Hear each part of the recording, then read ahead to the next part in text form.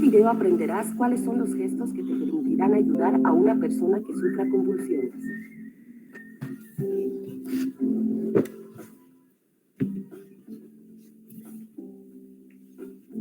Durante la crisis, evita mover a la víctima, salvo si se encuentra en una posición peligrosa. Retira los objetos que podrían provocar lesiones. No intentes inmovilizar a la víctima. Utiliza su ropa como amortiguador para protegerla contra eventuales golpes. No introduzcas nada en la boca de la víctima. No hay riesgo de que se trague la lengua. Si tras la crisis la víctima está inconsciente, coloca su cabeza hacia atrás para despejar sus vías respiratorias y controlar su respiración. ¿Qué está haciendo? Está respirando. Ponla de costado en posición lateral de seguridad. Creo que un poco me ha convulsionado. Ya te voy a explicar ahorita. Ya te voy a explicar. No sepas tú aprendes. Gracias, doctora. ¿Cómo te va?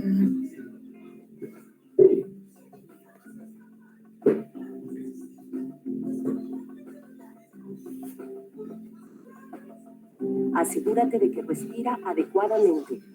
Quédate a su lado hasta que recobre conciencia. Puede tardar unos minutos. Llama a los servicios de emergencia. No olvides indicar si las convulsiones han durado más de 5 minutos o se han repetido. Si la víctima es un niño, si la víctima no ha recuperado la conciencia o si se trata del primer episodio de convulsiones que padece.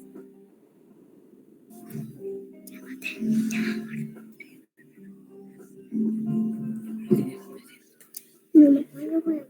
No, no. No voy a ver. ¿Vas a aprender? ¿Vas a aprender? Okay. Ya. Bueno, han visto el video, ¿no? Entonces, hoy día el tema a tocar es epilepsia, ¿no? Y bueno, la Organización Mundial de la Salud ya hace mucho tiempo lo definía la epilepsia como una afección crónica de etiología diversa, caracterizada por crisis recurrentes debido a una descarga excesiva de las neuronas cerebrales, que son las crisis epilépticas asociadas a manifestaciones clínicas y paraclínicas. Ahí.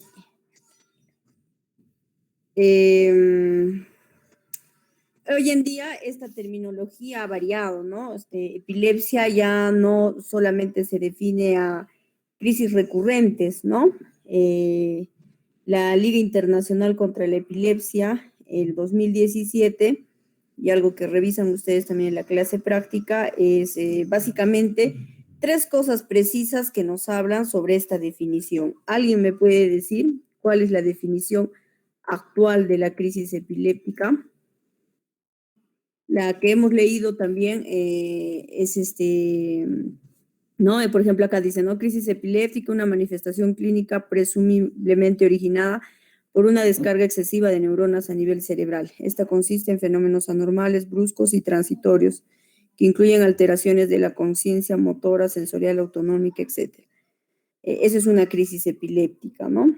Y cuando hablamos de epilepsia, hablamos de la recurrencia justamente de estas crisis epilépticas, pero la definición ha variado, ¿no? Alguien que voluntariamente me pueda decir la definición actual.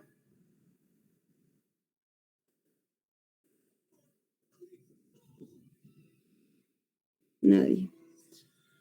Entonces, actualmente tenemos 3 definiciones para la epilepsia, ¿ya?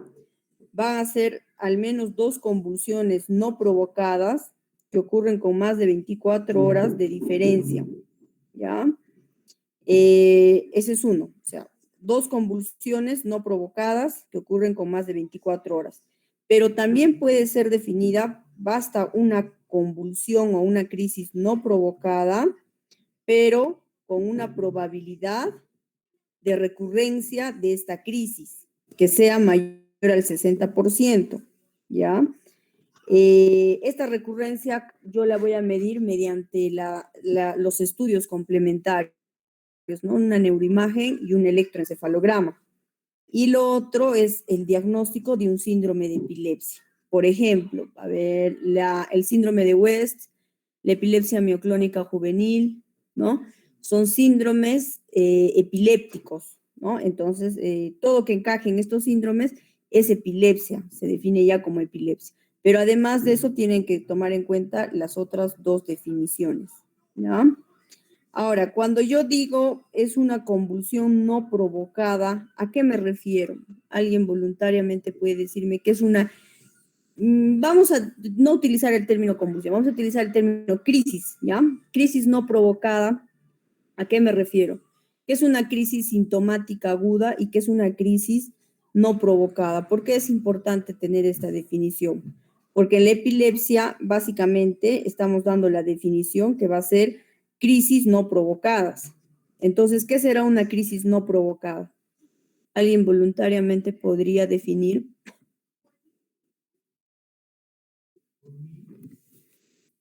¿O le llamo?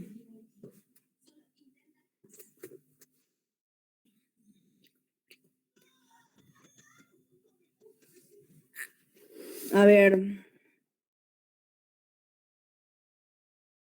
¿qué es una crisis no provocada, Brandon? ¿Sabes? ¿Tienes idea de qué es una crisis no provocada?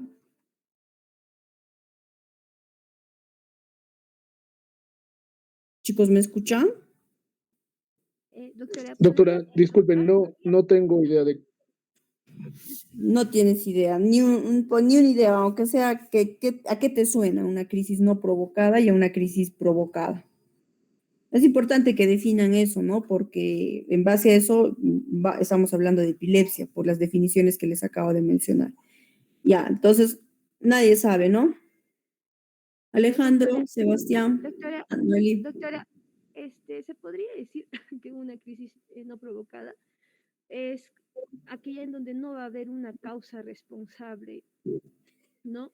Y esta aparición de crisis puede ser aislada o vinculada también a lesiones agudas cerebrales o tal vez sistémicas, doctora. No sé si estaría bien, tal vez podría ser eso. Sí, está bien, Eli, es justamente es eso, ¿no? Es una crisis que se produce en ausencia de una afección clínica potencialmente responsable o en relación con una lesión cerebral preexistente a un trastorno progresivo del sistema nervioso.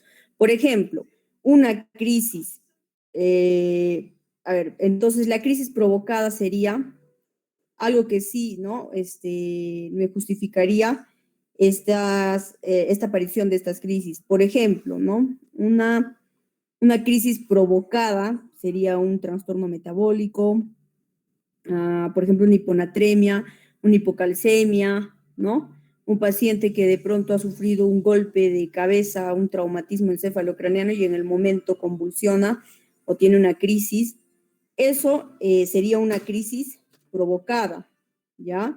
Y una crisis no provocada es lo contrario, ¿no? O sea, algo que no va a tener, o sea, va a haber la ausencia de una afección clínica, ¿ya?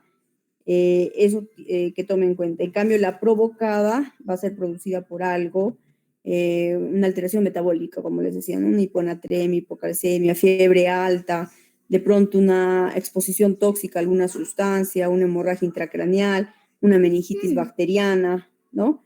Entonces, eso va a conllevar a eso, ¿no? Entonces, no sé si queda claro bien lo que es una crisis provocada, una crisis, a la provocada también se le llama crisis sintomática aguda, es su otro nombre, ¿ya?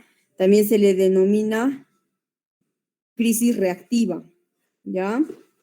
Y se va a asociar generalmente a una enfermedad sistémica o una lesión cerebral, ¿no? Y ya, como les he mencionado. Y lo otro va a ser las crisis no provocadas. Cuando hablamos de epilepsia, hablamos de las crisis no provocadas. Repito, eso es importante que sepan reconocer entre uno y otro, ¿ya? Y entonces, ¿qué será una crisis? ¿Qué será una crisis epiléptica? Una crisis epiléptica va a ser una crisis que se va a manifestar con una manifestación clínica donde va a haber descargas anormales, excesivas o sincrónicas de neuronas, ¿no es cierto? Que van a estar principalmente ¿en dónde? En la corteza cerebral, ¿ya? La característica de una crisis epiléptica es paroxística. ¿Alguien sabe a qué se refiere el término paroxístico? ¿A qué se refiere cuando yo digo paroxístico? Cuando yo digo una crisis epiléptica es paroxística, es sincrónica, hipersincrónica, ¿no? De la actividad eléctrica del cerebro. Paroxístico quiere decir que es autolimitado, ¿no? Empieza en un momento dado, brusco, y va a terminar en un tiempo dado, ¿ya? Entonces, tomando en cuenta esas definiciones, vamos a ver, esta clasificación que ustedes ven acá es de 1981, ¿no? Dada por Fisher, ¿no?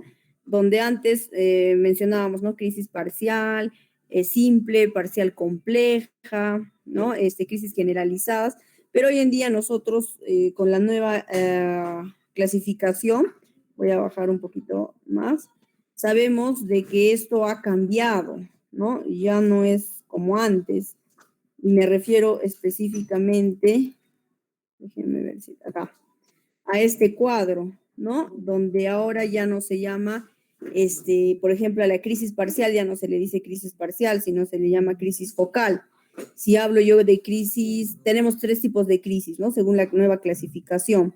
La crisis focal, la crisis generalizada y la crisis desconocida. ¿No? Hasta las 8.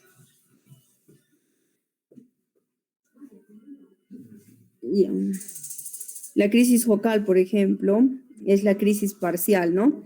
Y la crisis generalizada y la crisis desconocida, donde uno no sabe cómo va a ser el inicio. En la crisis focal, ustedes van a tener, con pérdida de conciencia, como ahora, ¿cómo se llama? Ya no se llama pérdida de conciencia, sino, ¿cómo se llama? ¿Alguien sabe?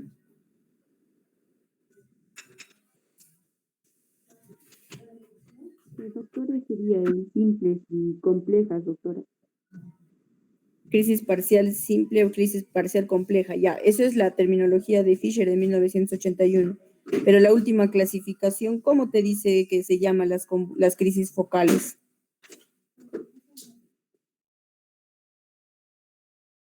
Tibio. Doctora, ¿es crisis focal con conciencia preservada o conciencia alterada? Ya te vas acercando.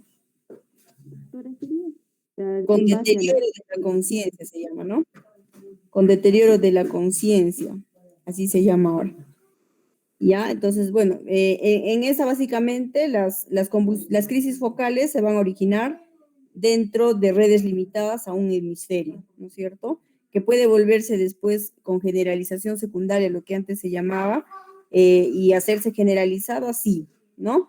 Y las desconocidas. En las desconocidas, por ejemplo, ¿a qué tipo de crisis tenemos? ¿Quién me dice? En la focal podría ser una crisis focal, sí, por ejemplo, sensorial, sensitiva, ¿no? En las generalizadas, doctora, sería con ausencias. En las generalizadas tenemos la ausencia, las mioclónicas, tónico-clónicas, y en la desconocida, ¿quién estará? Un punto a quien me dice quién está. Convulsiones. Puede ser convulsiones neonatales y espasmos infantiles. Espasmos, los espasmos infantiles, eso es. ¿Quién me ha dicho? Ya, han dicho. Doctora. Pasa también, doctora. Ya, me hacen recordar al final, cuando terminemos el tercer examen, para que les considere, ¿ya? Entonces, eso tienen que considerar, ¿no? La crisis focal también puede no estar asociada a un deterioro de la conciencia durante la crisis, ¿no es cierto? Entonces, ahí llamamos con deterioro de la conciencia o no deterioro de la conciencia. Y dentro de estas crisis focales tenemos, por ejemplo, las crisis motoras, ¿no es cierto? Que pueden ser, por ejemplo, la marcha jacksoniana, la parálisis de Tov, ¿no? Movimiento de los ojos, oculocefalogiria, ¿no?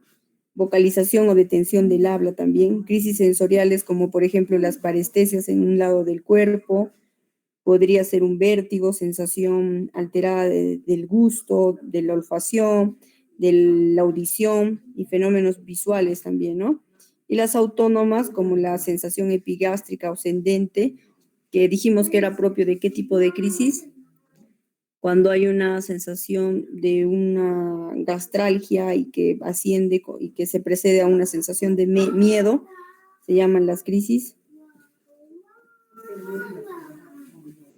del lóbulo temporal, ¿no es cierto? Eso sería según el tipo de crisis, ¿no? Pero según el tipo de epilepsia, bueno, tenemos también la focal generalizada, combinadas, las desconocidas, y según la etiología podemos tener muchas. Por ejemplo, la estructural, la genética, la infecciosa, la metabólica, la inmune. Me voy a ir a mi corte. Y ahorita te quedas un rato acá.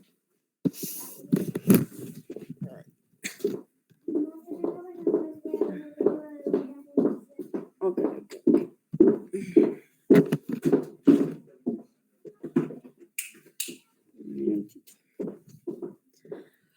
La inmune metabólica, infecciosa, genética, estructural, ¿no?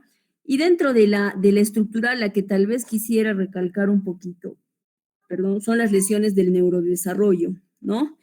Por ejemplo, aquellas lesiones, malformaciones, disgenesias corticales, displasias corticales, ¿no? Que se van a caracterizar por una anomalía en la migración de las neuronas inmaduras a lo largo de todas las fibras gliales y radiales, ¿no?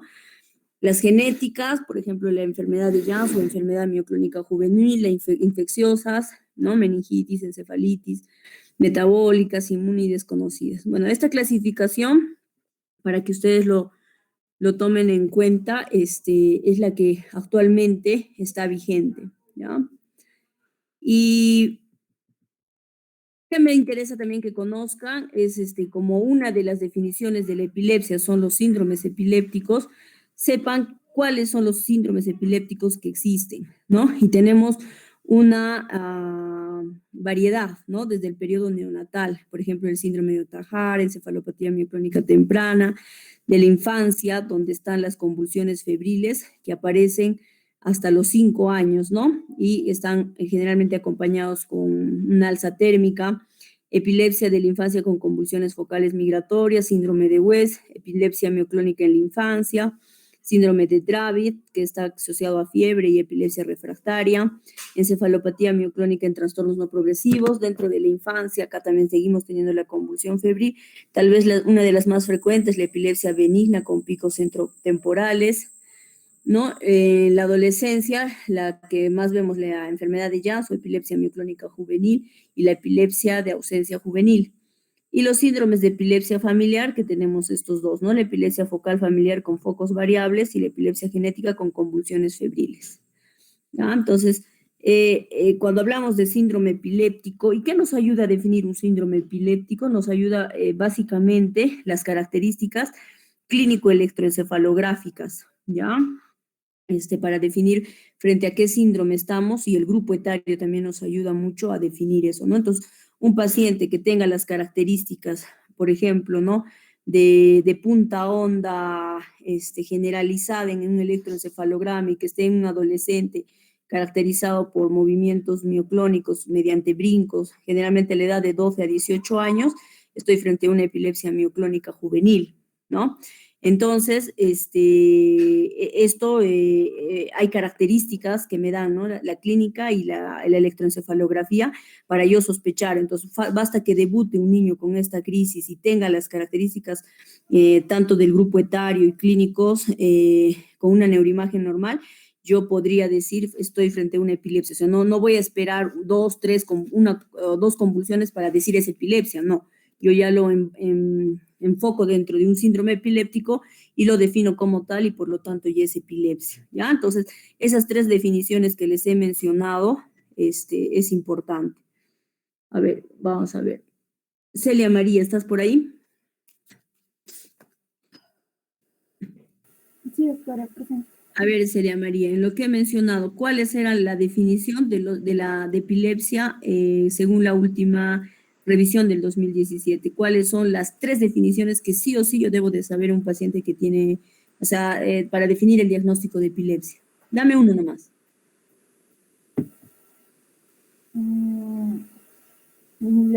Se refiere a la clasificación de origen focal generalizado desconocido. No, yo te estoy diciendo que existe una definición, según la última definición de la epilepsia. Te dije que habían 3 cosas, he dicho que habían 3 cosas que deben tomar en cuenta. Una de ellas, dime.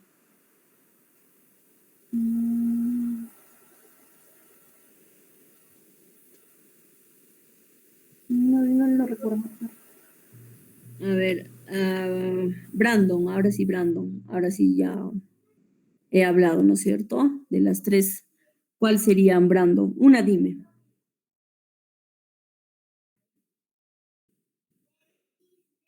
Se salió. Se fue la señal. Diego Javier Cáceres. Presente, doctora. A ver, Diego. Bueno, en la clasificación del 2017 vamos a tomar 3 puntos específicos, que va a ser la crisis focal generalizada y desconocida, como mencionaba doctora. Y en la focal vamos a tener lo que es la conciencia preservada y la conciencia alterada, doctora. Ya. A ver, la última que pregunto. A ver. Diana Patricia.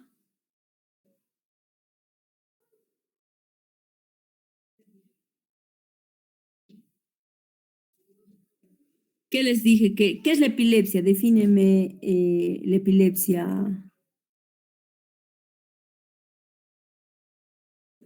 A ver, Brandon, te voy a repetir la pregunta. Defíneme qué es epilepsia.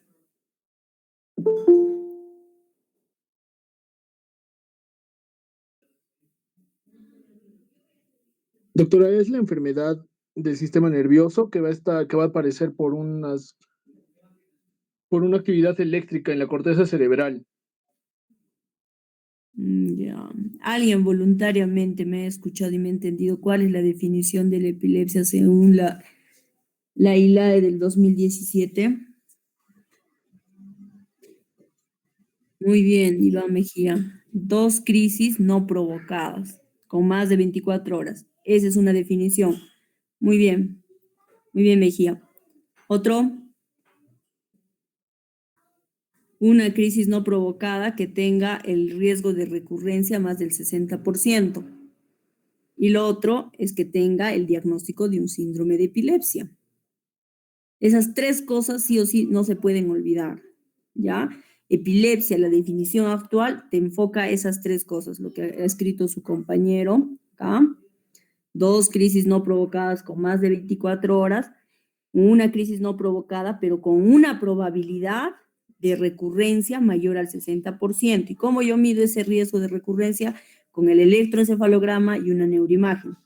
Y el otro es un diagnóstico de un síndrome de epilepsia, o sea, que yo esté frente a alguno de estos síndromes, según el grupo etario y según las manifestaciones clínicas y electroencefalográficas, ¿ya? ¿Qué yo debo de considerar en un paciente sin epilepsia y con epilepsia? O sea, acá básicamente es un paciente con crisis sintomáticas agudas o crisis provocadas, y el paciente con epilepsia serán crisis no provocadas, ¿no es cierto? Y acá voy a tener el paciente que por primera vez debuta con una crisis y el otro paciente que va a ser un estatus epiléptico, ¿ya? Crisis única va a estar definida como una o más crisis epiléptica, pero debe de ocurrir en un periodo de 24 horas.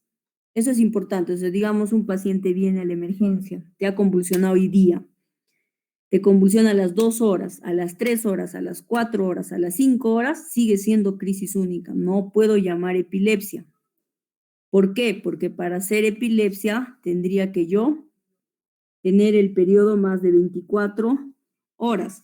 Se va convirtiendo en una crisis única.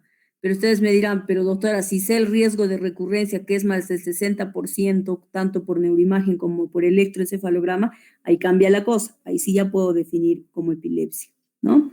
Pero una crisis única, uno diría, ¿no? Crisis única es una sola crisis. Sí, podría ser una sola crisis, pero también es varias crisis, una más crisis, pero que ocurran en un periodo de 24 horas, ¿ya? Eso para que lo tomen en cuenta. Siempre cuando vamos a ver un paciente con crisis, vamos a ver el antecedente personal, obtener la mayor información del paciente y testigos, y ver el examen neurológico también que nos ayuda, ¿no? Generalmente quien nos ayuda más es la familia, ¿no? La familia es la que nos dice cómo se ha presentado el evento. Vamos a tener auras, síntomas ictales como lesiones, incontinencia urinaria, cianosis, cialorrea, movimientos y síndromes posictales como cefalea, náuseas, vómitos, vértigo, somnolencia, confusión, que también hay que tomar en cuenta, ¿no? Durante la crisis de un paciente o de un paciente que sufra, tengamos riesgo de recurrencia para una crisis epiléptica, los exámenes básicos a pedir son estos, ¿no? Hemograma, glucosa, urea, creatinina, punción lumbar si tuviera fiebre o hay sospecha de alteración de la conducta, por ejemplo, para pensar en una encefalitis, los electrolitos, sobre todo en las edades extremo, ¿no? Tanto en los neonatos como adultos mayores, toxicología también, un electroencefalograma y un estudio de imagen para ver el riesgo de recurrencia más que todo. Voy a pasar esto. Crisis única, actuación en sala de hospitalización. ¿Cuándo no se debe de tratar una crisis epiléptica? Y cuándo existe el riesgo de recurrencia de una crisis epiléptica, ¿no? No tratar si es una crisis única no provocada. El 50% de recurrencia en 3 años generalmente no se trata, ¿ya? Lo que acá quiero de este cuadro que se lleven es esto de acá, lo que está acá abajo. El riesgo individual de recurrencia se va a establecer con ayuda de los estudios, ¿no? Por ejemplo, tengo un paciente que tiene un electroencefalograma normal y una resonancia normal, el riesgo de recurrencia es del 24%, pero cuando tengo los dos estudios anormales, el riesgo ya llega a medir del 80 al 90%. Y si tengo un electro anormal y una resonancia normal, el riesgo es del 64%, ¿no? Entonces, eso más o menos para ver los riesgos de recurrencias y ver la probabilidad de que vuelva a ser el paciente una crisis epiléptica, ¿no? En la crisis epiléptica vamos a ver que la mayoría de las crisis van a ser, en un estudio que hicieron en el Instituto Nacional de Ciencias Neurológicas, fue que la mayoría de las crisis eran secundariamente generalizados, ¿no? Y que lo hacían tónico-clónicas generalizados y un menos porcentaje los otros tipos de crisis, ¿no?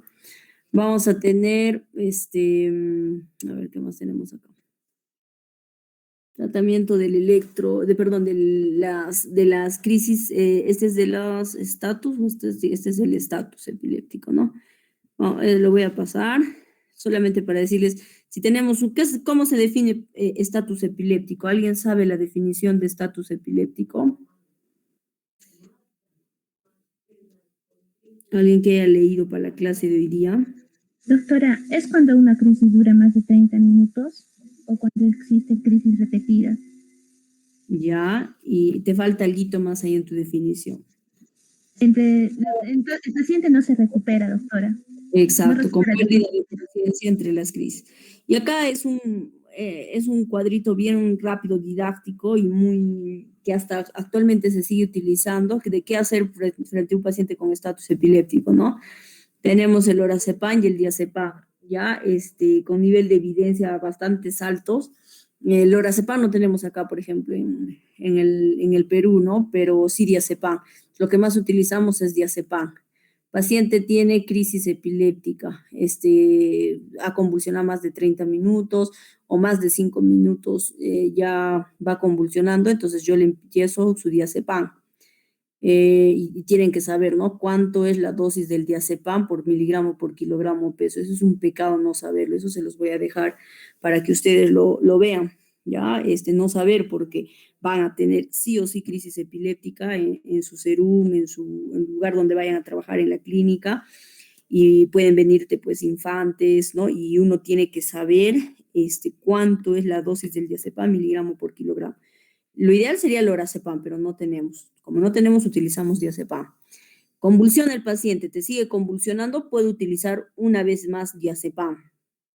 Sigue convulsionando a los 5 minutos mi paciente, me voy a la famosísima epaminización. No sé si han escuchado hablar de ese término.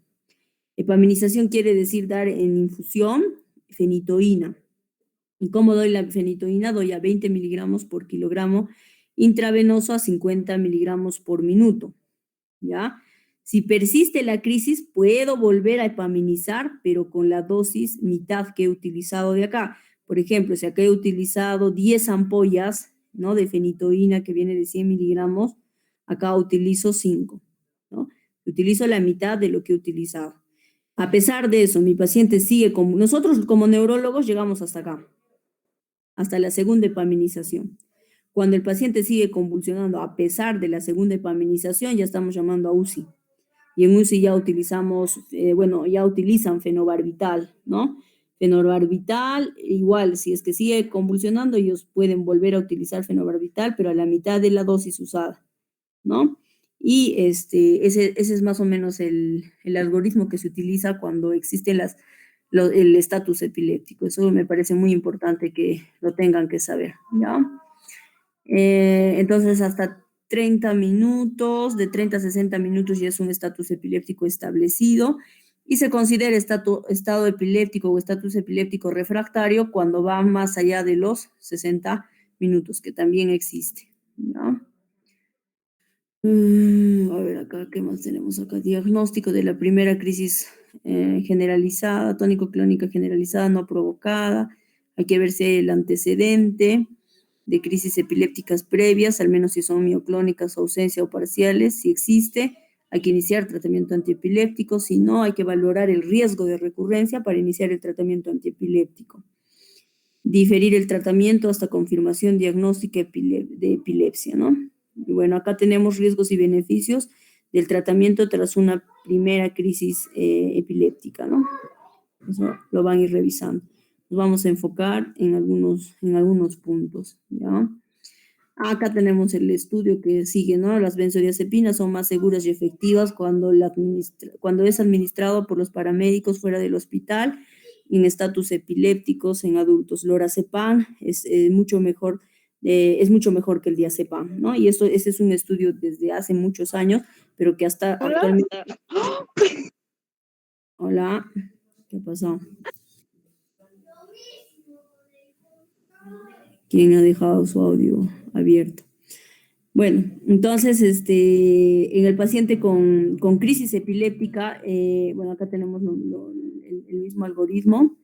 Lo que sí, esto ya se utiliza en UCI, ¿no? Midazolam, propofol, tiopental, todo eso de ahí, que no voy a entrar en mucho detalle.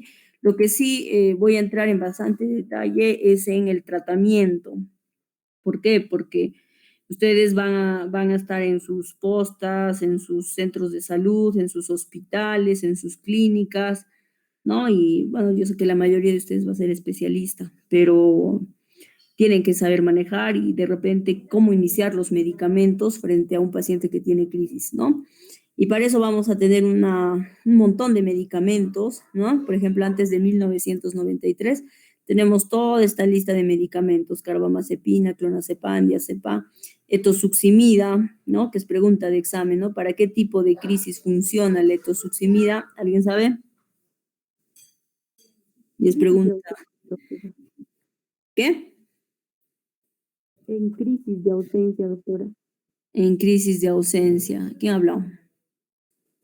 Alexandra, doctora. Ya, sí, etosuximida en crisis de ausencia, ¿no? Pero vamos viendo que a medida que pasa el tiempo hemos encontrado nuevos medicamentos que tienen bastante amplio espectro en diferentes tipos de crisis. Y bueno, uno tiene que saber el mecanismo de acción de cada uno de estos fármacos antiepilépticos para poder hacer la combinación de estos medicamentos, al menos cuando hay epilepsias refractarias, ¿no? Que con un monoterapia o con un solo medicamento no controlen las crisis epilépticas. Entonces, nosotros vamos a tener, por ejemplo, ¿no es cierto?, bloqueadores del canales de sodio. Tenemos a la fenitoína, carbamazepina, la motrigina, oscarbazepina y la cosamida, ¿no? Esto es pregunta de examen, ¿no? Por eso me estoy tomando un poquito más de tiempo en esta parte, porque son preguntas, va a ser pregunta de examen, ¿no? ¿Cuáles son bloqueadores de canales de sodio? ¿Cuáles son bloqueadores de canales de calcio? Por ejemplo, la etosuximida, gabapentina, pregabalina, ¿no? Bloqueadores de canales de calcio, fármacos GABAérgicos, barbitúricos, benzodiazepinas, ¿no? Vigabatrina, ¿no? Antagonistas del receptor NMDA, ¿no? También antagonistas del receptor AMPA, como topiramato, ¿no? Modulación de la proteína SB2A, levetiracetam, que es uno de los fármacos ni tan nuevos, ¿no? Pero es, digamos, uno de los que utilizamos bastante, al menos en epilepsia refractaria. Bueno, entonces, eso, conocer el mecanismo de acción y toda la gama de fármacos que tenemos, al menos de los que más utilizamos y los que más alcance tenemos. Entonces, acá tenemos el espectro de eficacia del fármaco antiepiléptico en diferentes tipos de crisis. Tenemos desde las crisis generalizadas a las crisis focales, ¿no? Las crisis parciales. En las crisis generalizadas tenemos las de ausencia, dijimos el de elección, etosuximida. Mioclónicas. En las mioclónicas vamos a utilizar generalmente el ácido valproico y las benzodiazepínicas. En las tónicas también me sirven bastante todo lo que son los fármacos antiepilépticos de amplio espectro. En las tónico-clónicas también. Donde sí tenemos que ver es en las crisis focales, qué medicamentos me pueden ayudar, la carbamazepina, la fenitoína, ¿no? Que son las más utilizadas en las crisis focales, pero también tenemos otra variedad. La carbamazepina es muy similar a la oscarbazepina, ¿ya?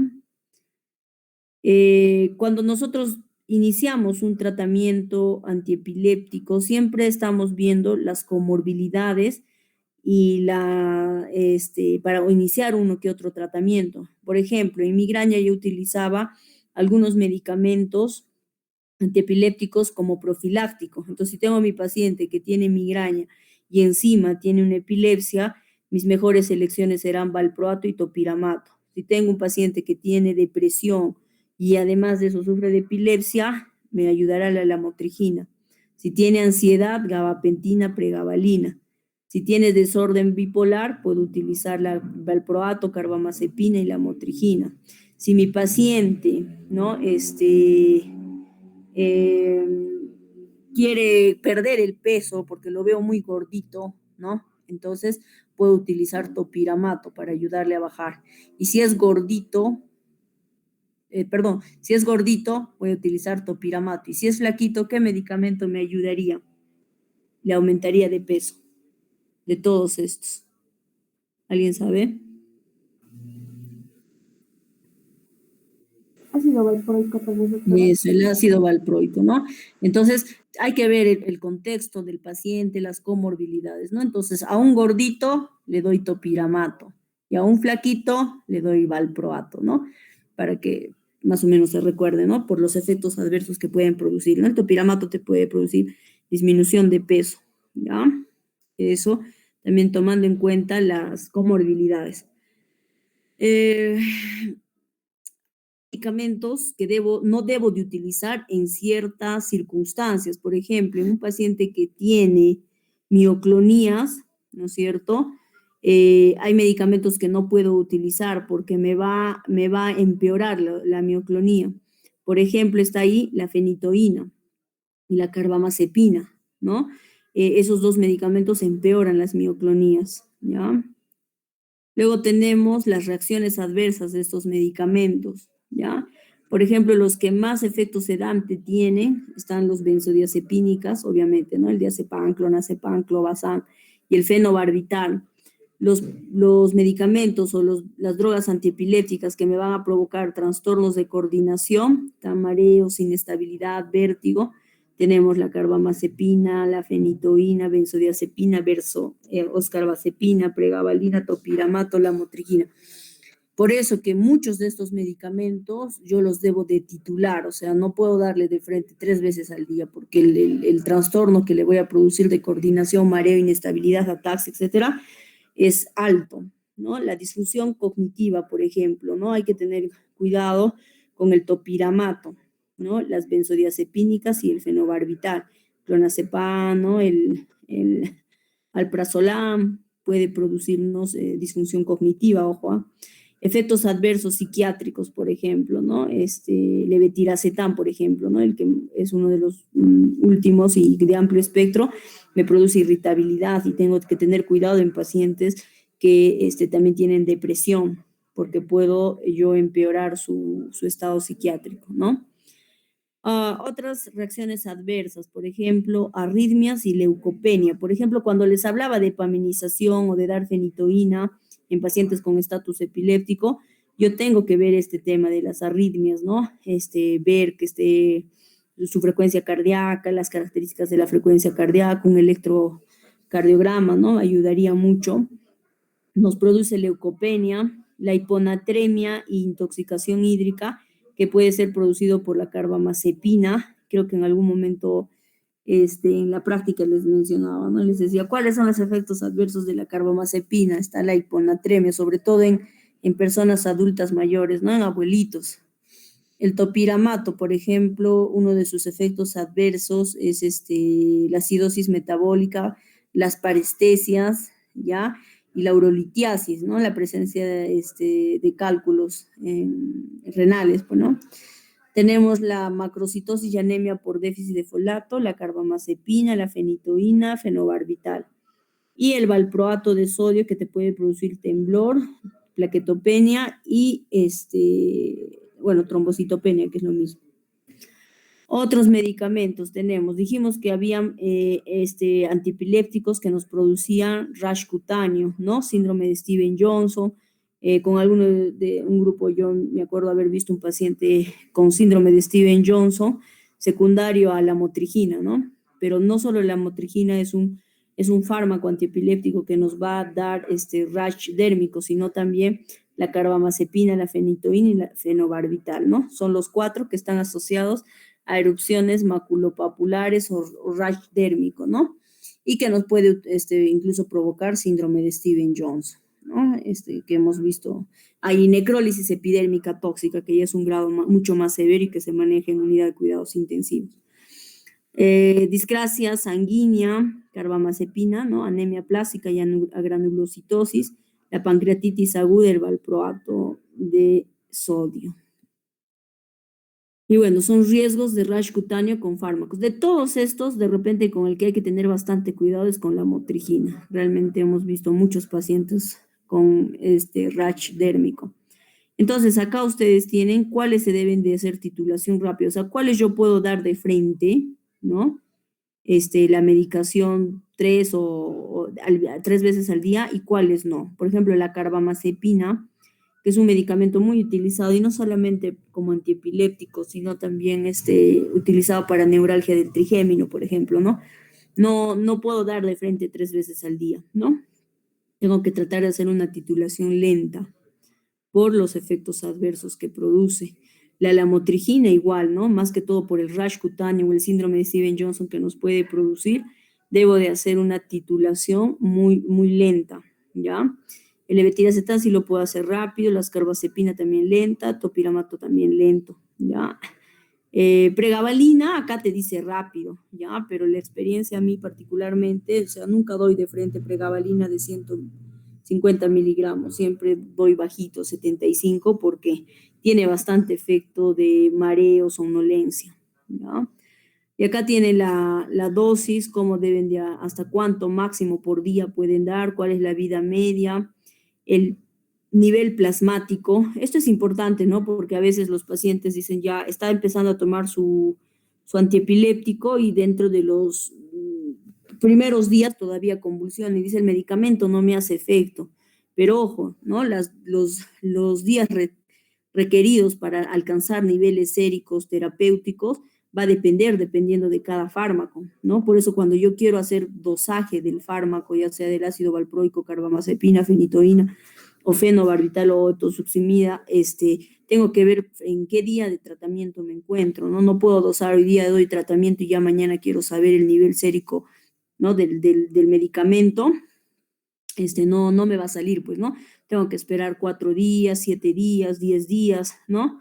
Y dependiendo de frente a qué fármaco estamos. ¿Para qué también me sirve saber el nivel plasmático del fármaco? ¿Quién me puede decir?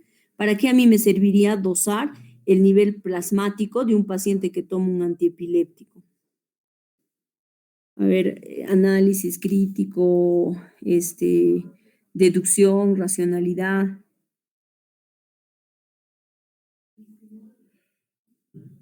¿Está bien? ¿Por qué yo tendría que hacer dosaje del nivel plasmático de un antiepiléptico en un paciente que tiene epilepsia? ¿Para qué a mí me ayudaría eso?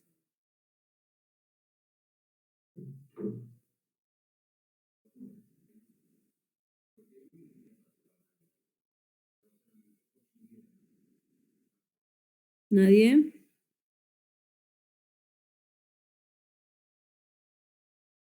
A ver, Carol Meléndez, ¿estás ahí?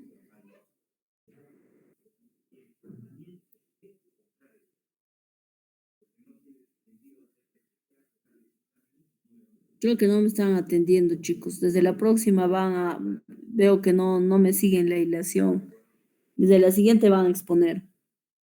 Doctora, ¿podría ser para ver en cuánto tiempo se va a eliminar el fármaco?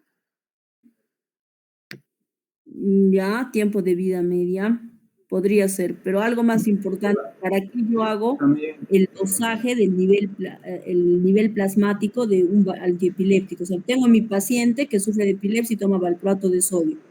Y yo decido tomarle un nivel plasmático. ¿Con qué finalidad yo le hago tomar? ¿Podría ser, doctora, para la incidencia de los efectos adversos a nivel del sistema nervioso central? Ya, porque existen efectos adversos, dosis dependiente, pero no es la causa principal. Mejor dicho, el motivo principal. Sería para ver si estoy dentro de un nivel plasmático, de un rango terapéutico, y ver si está controlando sus crisis. Y lo otro es para ver si el paciente me toma o no me toma la medicación. Imagínate si un paciente me viene en estatus epiléptico y el paciente jura y recontrajura que toma su medicación, y yo le hago un nivel plasmático y veo que está menos de este rango, ¿creen que le voy a creer al paciente? No, porque si está abajo de este nivel plasmático, lo más probable es que el paciente no lo tome su medicación, al menos que sea un metabolizador rápido, metabolizador hepático rápido se llama, ¿no? Y que no esté haciendo alcanzar los niveles plasmáticos, pero me sirve para saber eso, para saber si el paciente está o no está tomando la medicación, ¿no es cierto?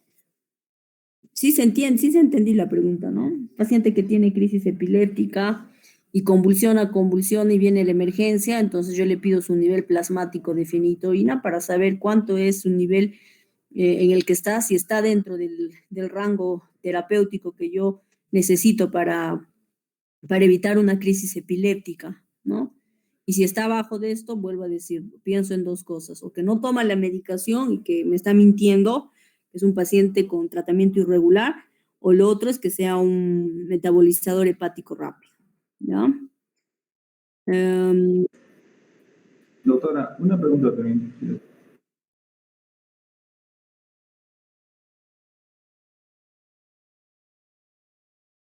No, es una característica peculiar de cada individuo que puede tener, ¿no? Y que puede metabolizar rápidamente el fármaco y por eso, pues, no llega a tener los rangos, pero no es patológico, no es que esté ligado a una patología exclusiva, puede ser sin tener ninguna patología, genéticamente, dicen, tenga esa característica, Carlos Daniel.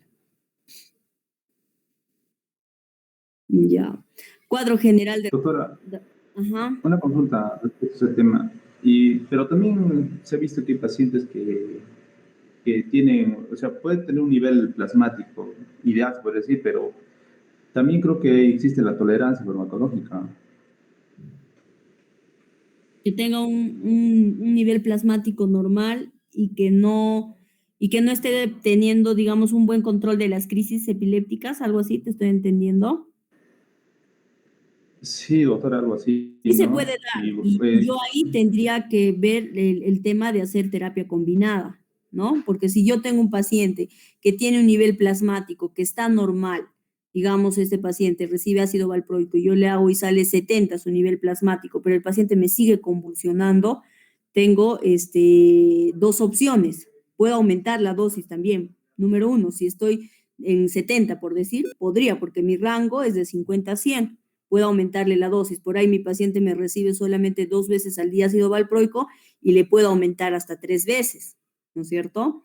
O puede ser que ya esté en el nivel plasmático, digamos a 100, entonces yo pueda optar por añadirle un nuevo fármaco, que puede ser carbamazepina. Bueno, ácido valproico generalmente su mejor combinación lo hace con la motrigina, ¿ya? Hay que ver también eso, ¿no? No es por combinar, ¿no? Hay que ver qué medicamentos hacen sinergia o hacen buena acción, ¿no? Para que puedan controlar mejor las crisis. Pero ese nivel me ayudaría también para ver si yo puedo seguir, ¿no? Ahora, en el Perú, en el Cusco, al menos nuestros pacientes del CIS son pacientes que no tienen recursos y no podemos dosarlos, pues, ¿no? No podemos hacer el dosaje del ácido valproico, ver el dosaje sérico, ¿no? Y muchas veces clínicamente tenemos que tomar esa decisión, ¿no?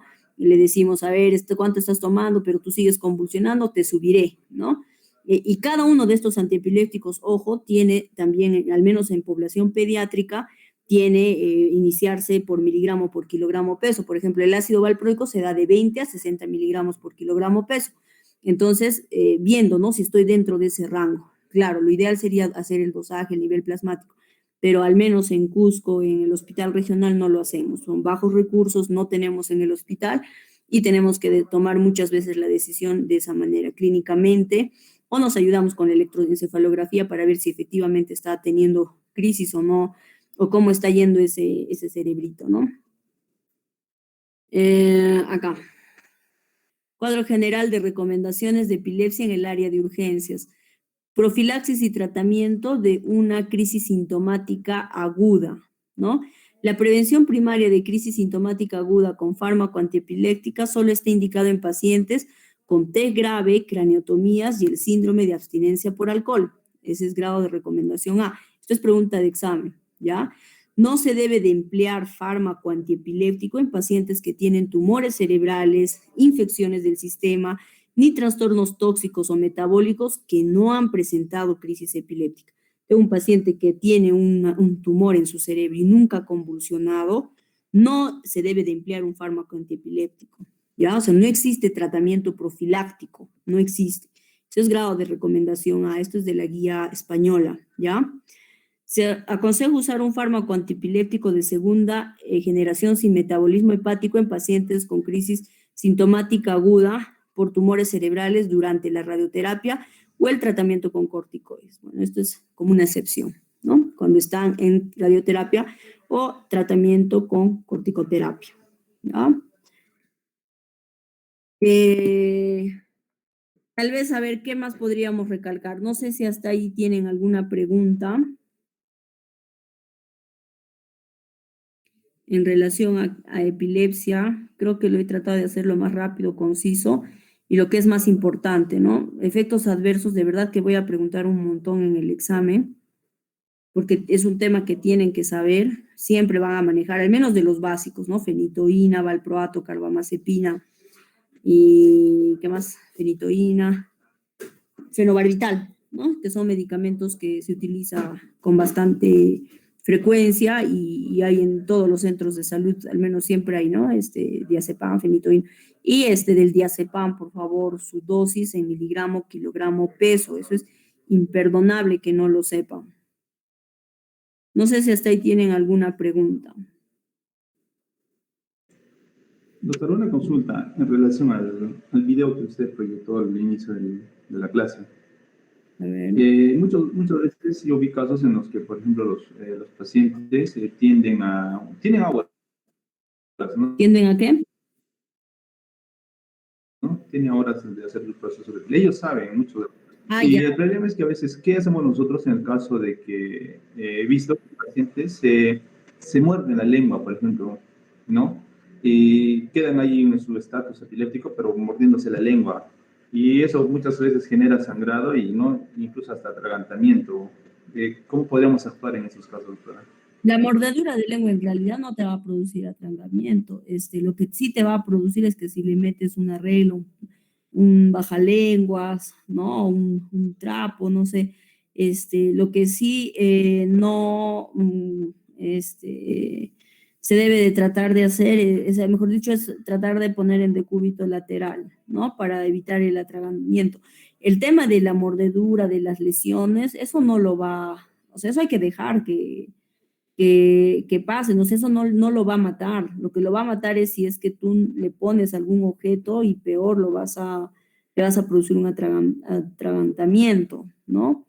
Yo creo, y bueno, y todas las guías te dicen eso, ¿no? O sea, ya después para el dolor le puedes dar algo, ¿no? Si se ha hecho una lesión, que generalmente lo deja morado, ¿no? Para el dolor le puedes dar algún antiinflamatorio, algún AINE para ayudarle, ¿ya? Lo otro es de que dentro de los síndromes epilépticos, hablamos ya un poco de la epilepsia mioclónica juvenil, ¿no? Se caracteriza en pacientes adolescentes de 12 a 18 años, ¿no? Caracterizado por crisis mioclónicas y que va a tener un electroencefalograma caracterizado por punta onda generalizada. Pero no es el único síndrome que tenemos. Tenemos 2 síndromes más que siempre preguntan en los exámenes, y es el síndrome de West y es el síndrome de Lennox-Gastaut. El síndrome de West va a aparecer en el primer año de vida y va a ser más frecuente entre el 4º y 7º mes y va a predominar en varones. Su tríada básicamente son 3 cosas: espasmos infantiles, detención del desarrollo psicomotor o detención del neurodesarrollo, que es lo mismo, y la característica del electroencefalograma, ¿no? Que es este de acá. ¿Cómo se llama todo esto? ¿Qué ven ahí? Ahí se ve un electroencefalograma desorganizado con ondas lentas de alto voltaje, se llama así, caracterizado por punta onda, ¿no? De 3 Hz por segundo. Miren acá, 1, 2, 3, 1, 2, 3. Esto es un síndrome de West, ¿ya? Esto es ese patrón, punta onda de 3 Hz por segundo. Esto es, Carlos Daniel. Y esto es característica del síndrome de West, ¿ya? Eso es, muy bien tu pregunta. Entonces, ese es ipsarritmia, ¿ya? Es eso. Es esto de acá, punta onda de 3 Hz más o menos por segundo. Cada uno de estos es un segundo. 1 segundo, 2, 3, 4 segundos. Entonces, ¿cuántas ven ustedes? Punta onda 1, punta onda 2, punta onda 3. 3 Hz, ¿no? Por segundo. Y eso es el patrón ipsarritmia. Esto solamente se ve en ¿qué? El síndrome de West, ¿ya? Entonces, la tríada, ya saben, espasmo infantil, detención del desarrollo, del neurodesarrollo psicomotor, ¿no es cierto? Y la ipsarritmia en el patrón electroencefalográfico. Eso es síndrome de West. Y el otro síndrome es el síndrome de Lennox-Gastaut, que tiene la misma tríada, pero esto ya va a ocurrir en niños de más de 1 año. O sea, cuando ya tienes esa tríada, pero está en un niño más de 1 año, ya no se llama síndrome de West, se llama síndrome de Lennox-Gastaut. ¿Ya?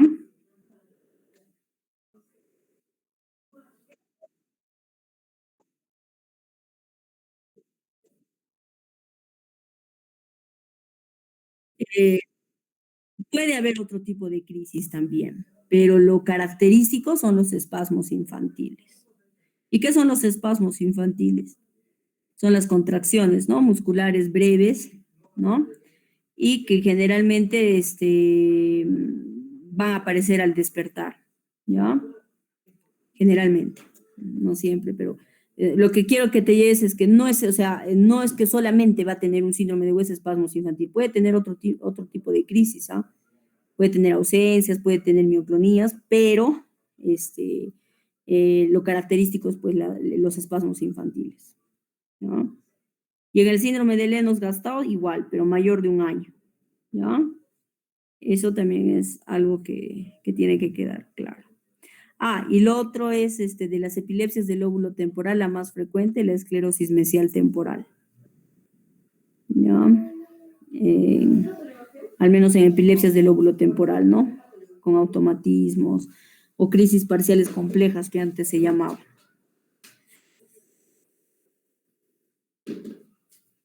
¿Hasta ahí tienen alguna otra pregunta?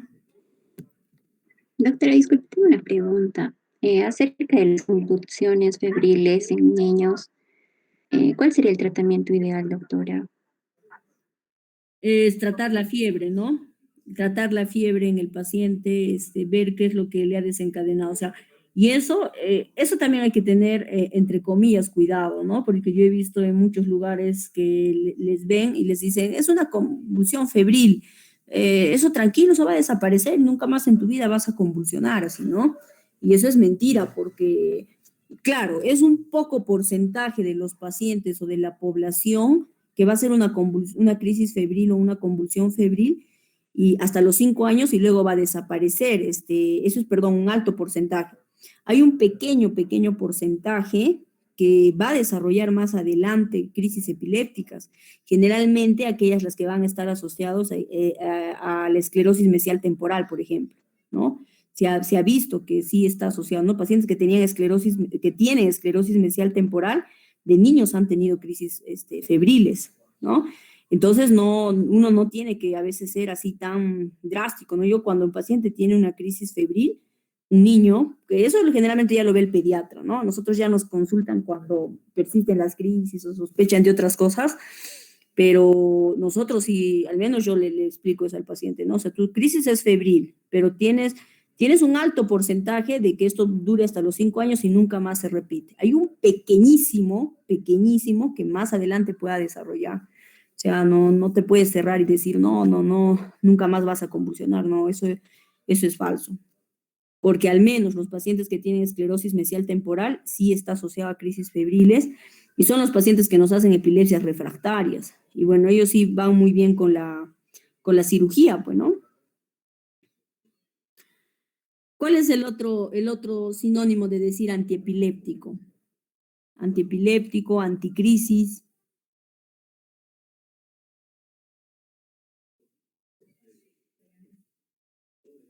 Anticomicial también se llama, ¿ya?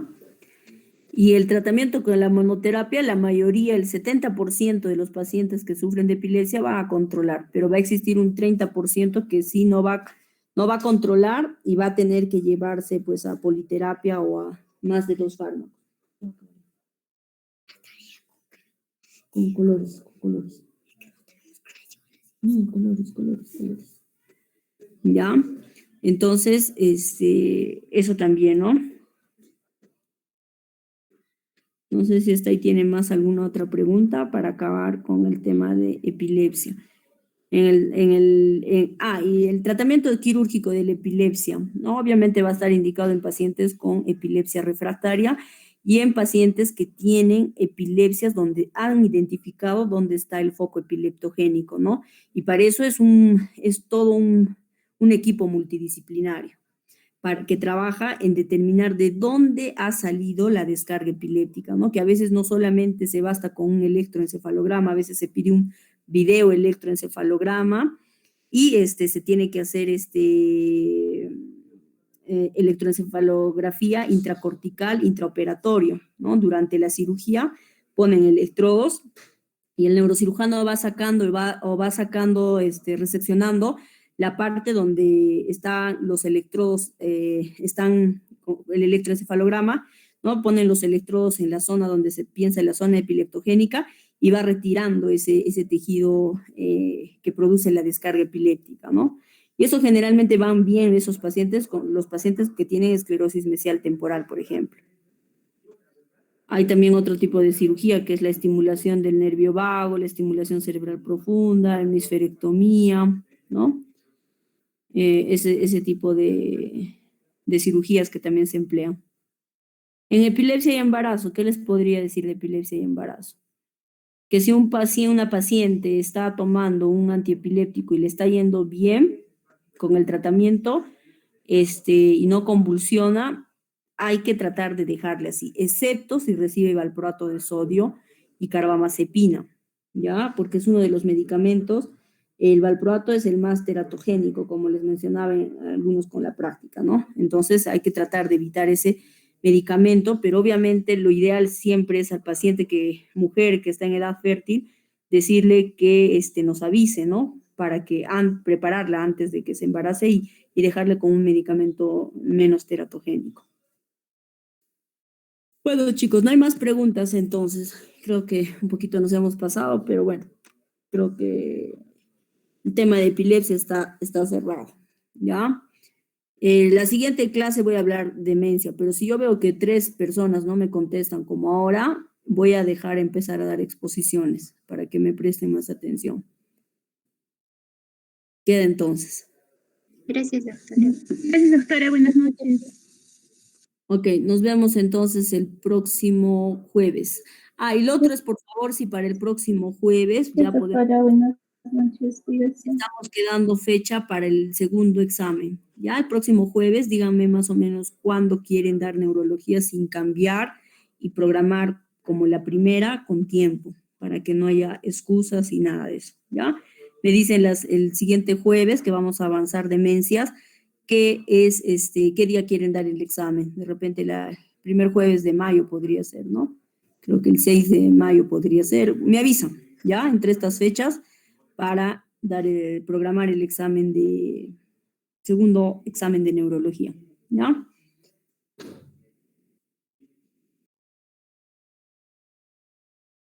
Entonces nos vemos hasta el Gracias, próximo doctora. jueves. Gracias, doctora. Gracias, doctora. Gracias, doctora. Buenas noches, doctora. Gracias, doctora.